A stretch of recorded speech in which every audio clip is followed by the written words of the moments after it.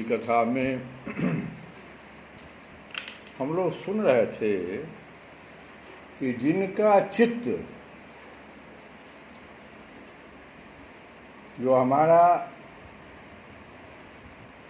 जो अंतर मन बना हुआ, अंतर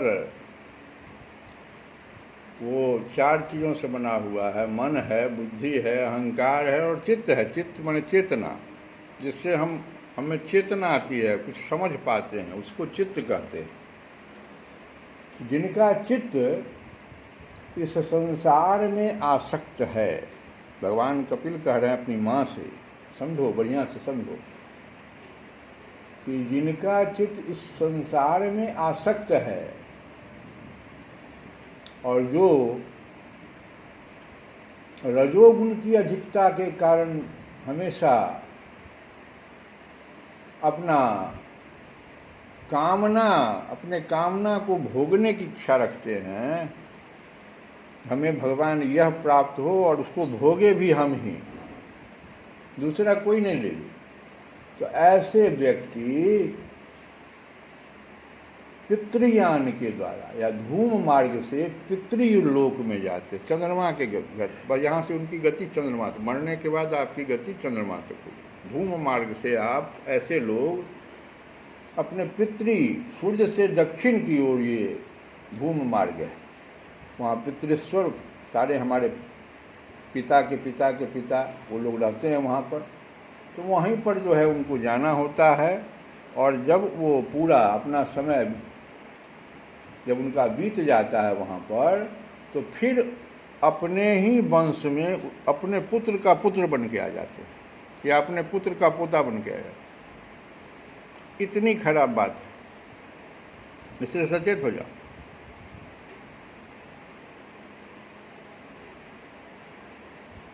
तो भगवान ये कह रहे थे अपनी माता से, कहते हैं कि जो लोग विवेकी हैं, भगवान जो है, देखो, जब सभी जितने भी जीव आए उसको 2 चीज़ सबको बराबर दे दी, कि वो बुद्धि और एक विवेक।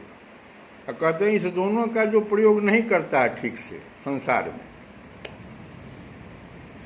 जो बुद्धि और विवेक का ठीक से प्रयोग संसार में नहीं करता है, और हम लोग एक यात्रा पर निकले हुए हैं।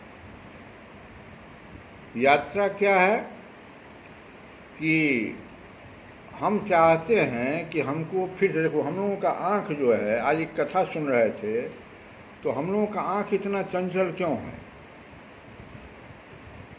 आँख में इतनी चंचलता सिर्फ इसलिए है कि यही आँख किसी जन्म में, हमारा हजारों जन्म में कभी मेरा ऐसा हुआ समय जो भगवान को देख लिया।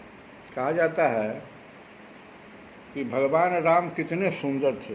देखो, आज की कथा में हम सुने कि जब जनकपुर में आए तो कितनी उनमें सुंदरता थी, इसका वर्णन है वहाँ पर। कहते हैं कि कोई भी व्यक्ति कितना भी सुंदर हो, लेकिन उसका पैर अगर बिच्छू पर पड़ जाए, सर्प पर पड़ जाए, तो क्या वो बिच्छू यह सोच करके नहीं काटेगा कि नहीं, ये तो बड़ा सुंदर है, इसको नहीं काटना चाहिए? ऐसा है, संभव है। लेकिन भगवान राम कितने सुंदर थे, आहा।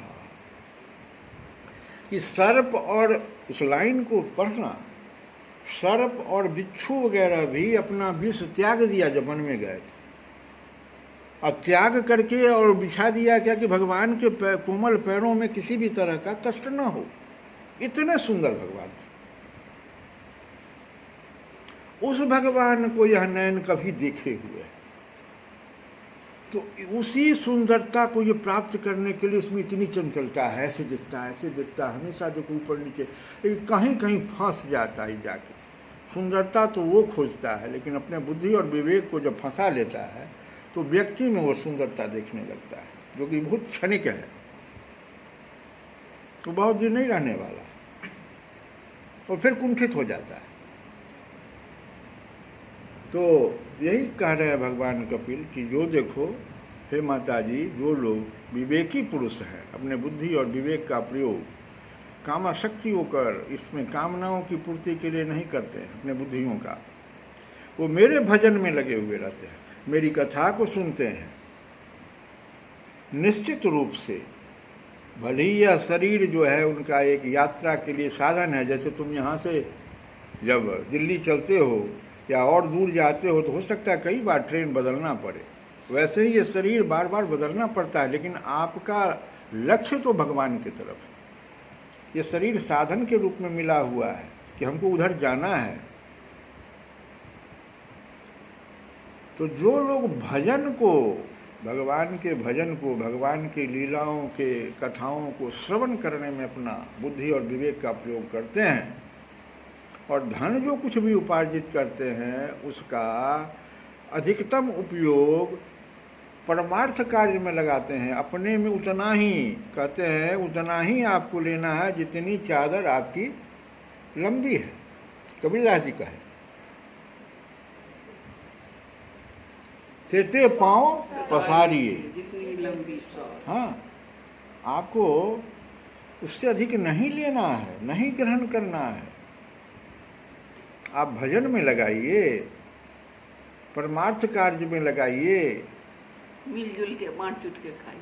तो भगवान आगे कहते हैं कि संपूर्ण संसार में आसक्ति का अभाव हो जाना, कि जितने भी हमारे संबंध हैं, हम भजन में भी गा के इसको, ये आसक्तियाँ क्या है हमारा, देखो भजन में हम गाए हैं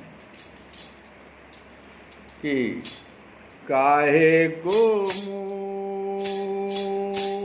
रखे रे मन, मूढ़ मन को कहते हैं, मूढ़ मन को मूर्ख मन, मूर्ख।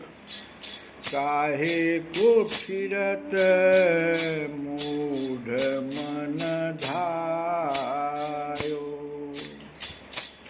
काहे को फिरत मूढ़ मन धायो। मतलब क्या हुआ, इसका अर्थ क्या है, सो सुनो कि रे मूर्ख मन, ये हम बताए ना, मन, बुद्धि, अहंकार और चित्त, चार चीज से हमारा सूक्ष्म शरीर बना हुआ है, जो जाता है ऊपर, वो जो फल भोगता है, जो नरक और स्वर्ग और मोक्ष तक जाता है, यही हमारा अगले जन्म में भी फिर ये जाता है। जैसा हम कर्म किए रहते हैं वैसा ही हमें फल मिलता है।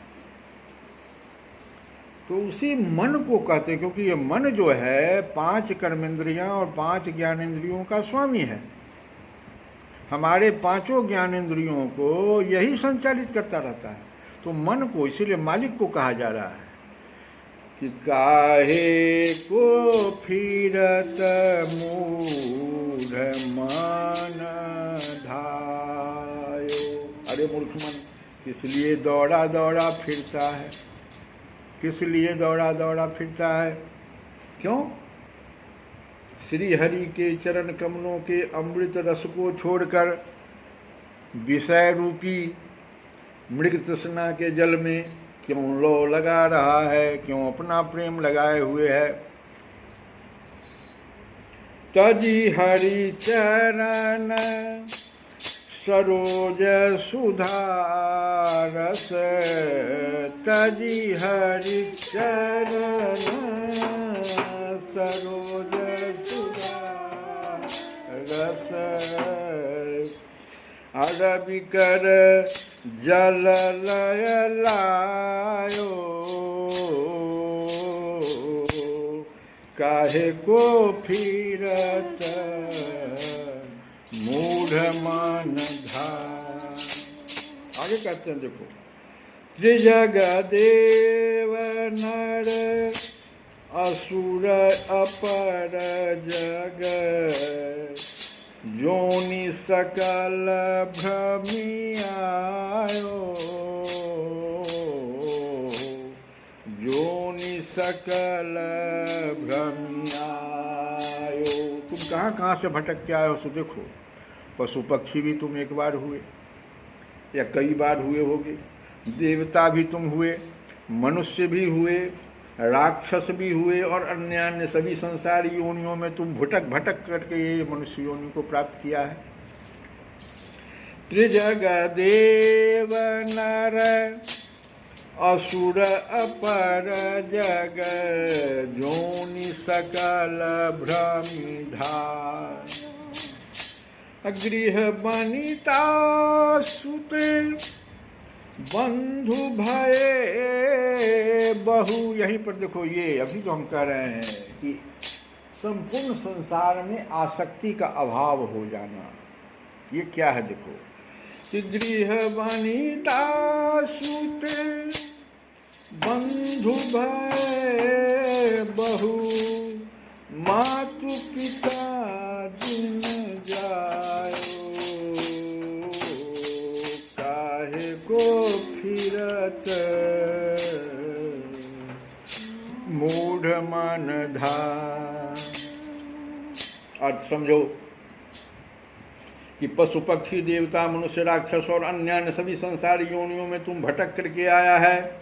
इन सब योनियों में तेरे बहुत से घर हुए, बहुत सारी स्त्रियां हुई, बहुत सारे पुत्र हुए, बहुत सारे भाई और तुझे उत्पन्न करने वाले माता पिता भी बहुत हुए होंगे। इन सब ने तुझे वही विषय भोगों का प्रेम सिखाया। क्या सिखाया? अगर तुमको कुछ सिखाया होता, हमारी जैसे कथा बताया होता, तो आज तुम फिर क्यों आते? जन्म मरण के चक्कर में क्यों पड़ जाते?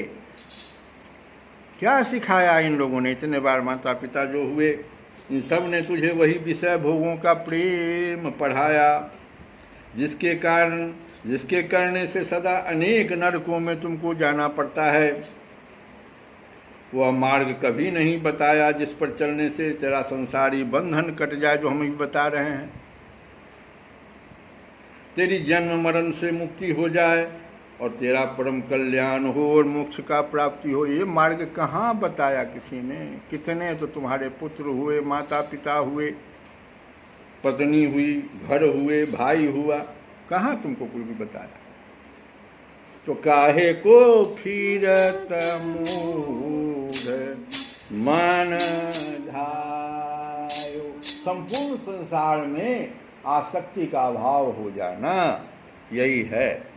यही कहते हैं, काहे के लिए बिना मतलब का वही पिता, वही माता, वही जो है पुत्र, काहे ये घर वही। ठीक है, ये लोग हैं, कर्तव्य पालन हम करेंगे, लेकिन हमारा लक्ष्य एक ही रहेगा, भगवान को हम कैसे प्राप्त करें इस जन्म में। कहाँ तक बने? हमको अगर दिल्ली जाना है तो हम मैक्सिमम दूरी इस शरीर से अधिकतम दूरी तय कर लें, ताकि थोड़ा ही दूरी बचे अगले जन्म के लिए। ये नहीं कि हम इसी जगह पर बैठे हुए हैं।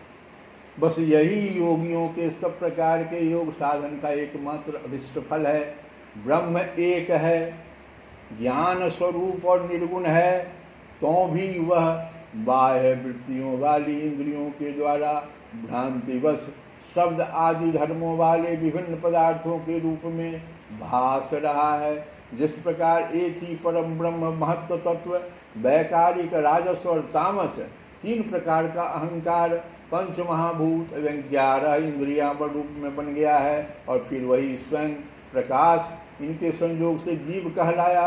उसी प्रकार उस जीव का शरीर रूप यह ब्रह्मांड भी वस्तुतः ब्रह्म ही है, क्योंकि ब्रह्मा से ही इसकी उत्पत्ति हुई है। ये सब हम बता चुके हैं कि हमारा जो ये जीव हम हैं, इसमें जो 24 तत्व हैं, 11 इंद्रियां, मन लगा के 5 कर्मेंद्रियां, 5 ज्ञानेंद्रियां, 1 मन, 11 तो यही हो गए। 4 जो हम उधर बताए, मन बुद्धि अहंकार और चित्त, तो 11 4 15, और जो 5 तन्मात्रा है जो ग्रहण करता, पंच महाभूत, सबको मिला दो, देखो 24। इसी से ये जीव बना हुआ है, और इसी के भीतर ब्रह्म रूप में आत्मा बैठा हुआ है। उसी के बगल में परमात्मा भी बैठे हुए हैं, जो सब कुछ तुम्हारा देख रहा है, तुमको लेकिन स्वतंत्र किए हुए। कर्मण्येवाधिकारस्ते मां फलेषु कदाचन। आप कर्म करने के लिए पूर्ण स्वतंत्र हैं। भगवान वहाँ बैठे हुए हैं, लेकिन फल कहते हैं भगवान हम देंगे। फल नहीं, तुमको कर्म करो, जो मन में आवे करो। तुमको हम 24 चीज़ दिया, 5 ज्ञानेंद्रियाँ, 5 कर्मेंद्रियाँ, 5 महाभूत, 5 तन्मात्रा, इतना दिया तुमको, मन बुद्धि अहंकार चित्त। करो ना जो करना है, लेकिन हाँ, फल हम देंगे। मोक्ष देंगे कि क्या देंगे, ये तो तुम फिर अपने कर्म से ही बता पाओगे। श्री कृष्ण गोविंद हरे मुरारे, हे नाथ नारायण।